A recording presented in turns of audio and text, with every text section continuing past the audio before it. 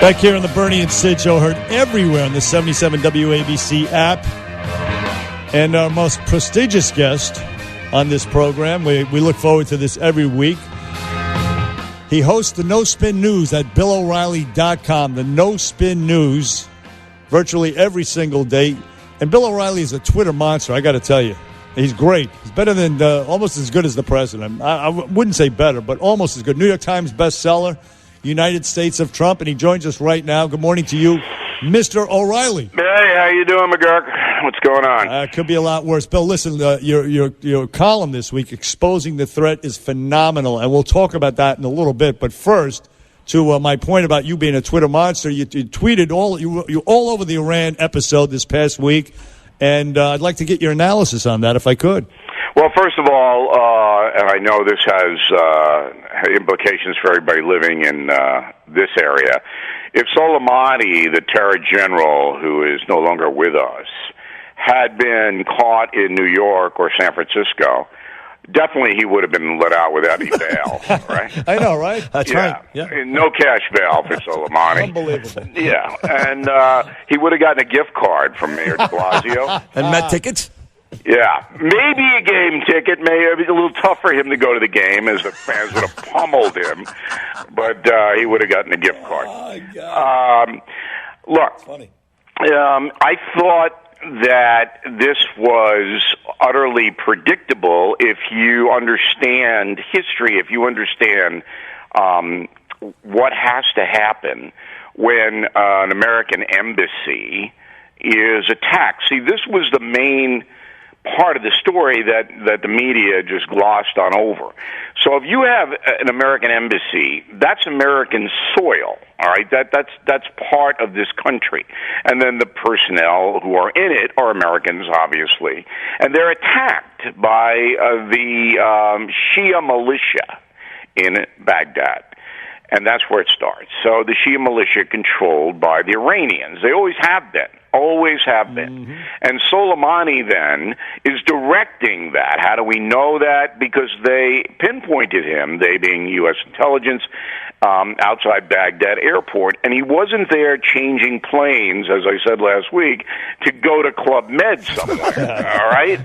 He was directing the operation. So if you're a president and you know this, you smoke him because he directed an attack on American soil, just like you would with any foreign national.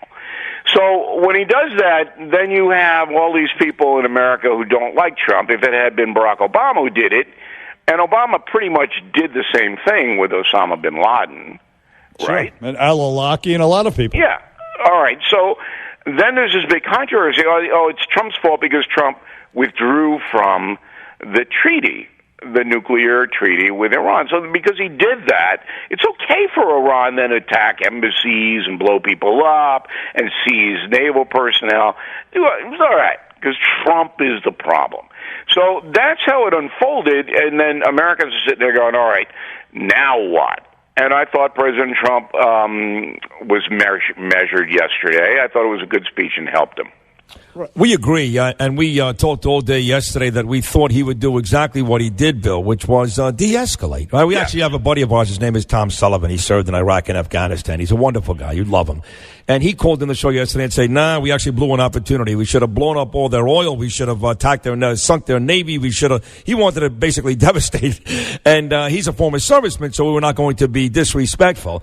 But we really thought what Donald Trump did yesterday was what he should have done and the perfect way to end this for now. Well, a retaliatory strike for the United States on Iran would have been destructive for America. So that when you're a commander-in-chief, it's all right, you fight your battles, but you don't have to fight them then and there. You fight them when you're going to win them. All right, any commander knows that. So this wasn't the right time to do that. Also, if you read the United States of Trump, you know that Trump hates war. So I get into the Vietnam War with him and the Iraq War with him, and it's clear that Donald Trump does not want these kinds of confrontations. He feels that they don't help America. Now, you can disagree with him or whatever, but that's his core belief. in that, he has a similar attitude that President Obama had. That's one of the few things they have in common.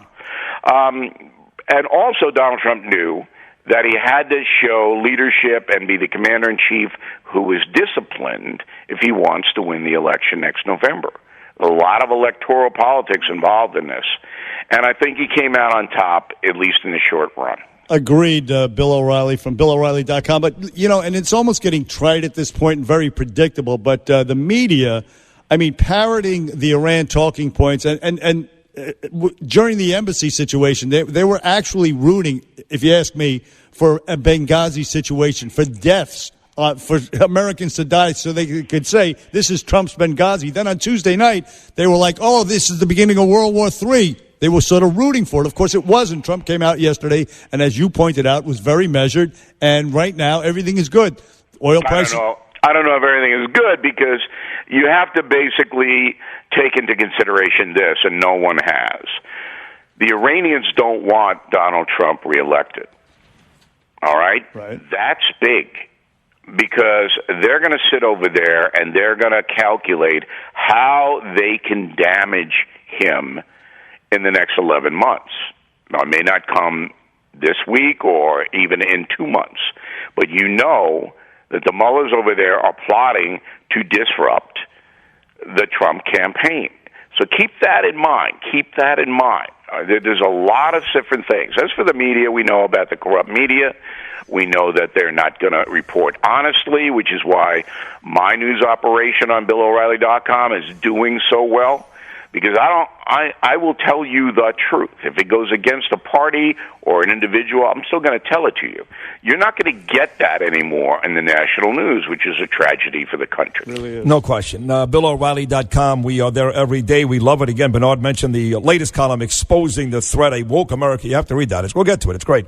But I laugh, Bill, because I think the first time you yelled at me on the air, I think you even called me Sydney, which I know you were pissed, was when I said, watch out for Mike Bloomberg. And you said, oh, DeSapia has no chance. And you're probably right, he has no chance. But he has been ascending. Don't look now. But who's number 4 in that Democrat race? I wonder if maybe you think that he's got an opportunity to at least compete, or you still feel like he's got no chance? Well, here's what I'm doing. I'm not a very good math guy. I always had trouble with that.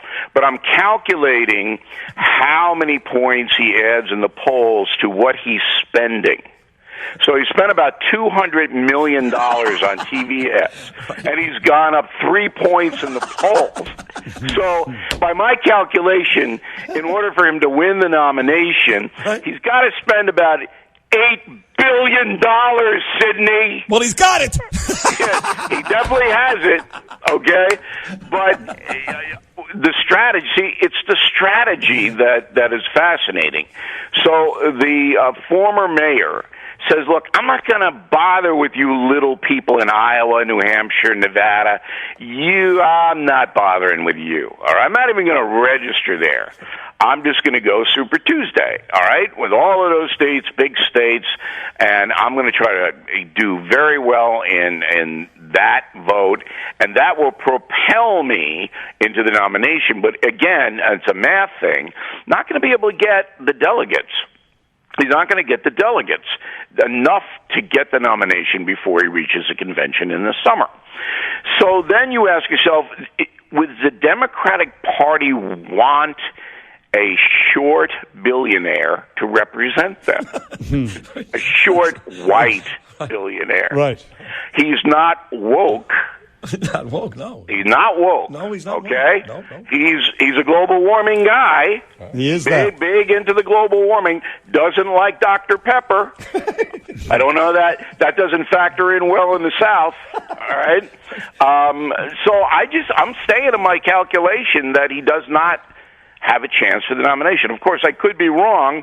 That would be a stunning thing, but it would be a first. It would be a first. Yeah, I believe Mini Mike will come up short as well. Bill O'Reilly, and you mentioned the woke movement.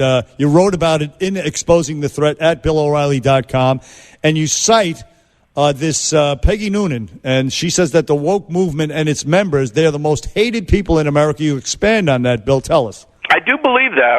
I think Americans understand now that politics and social disagreements are now licensed to kill.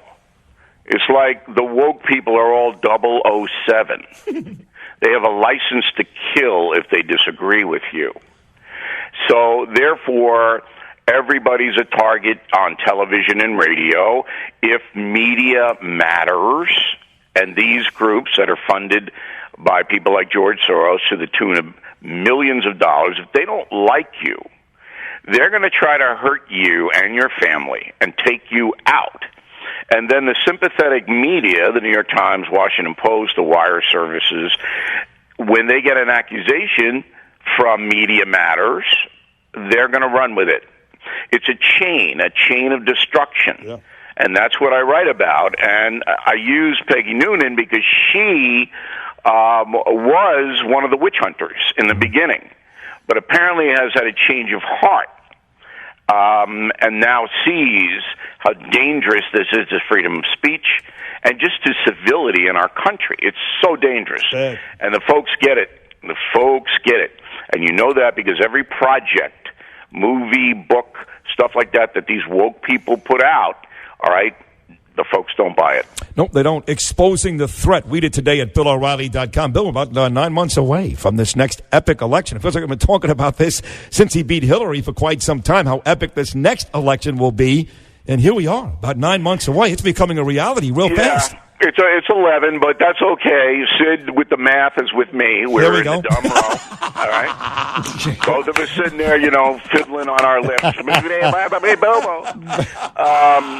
It's 11, but Iowa coming up in what?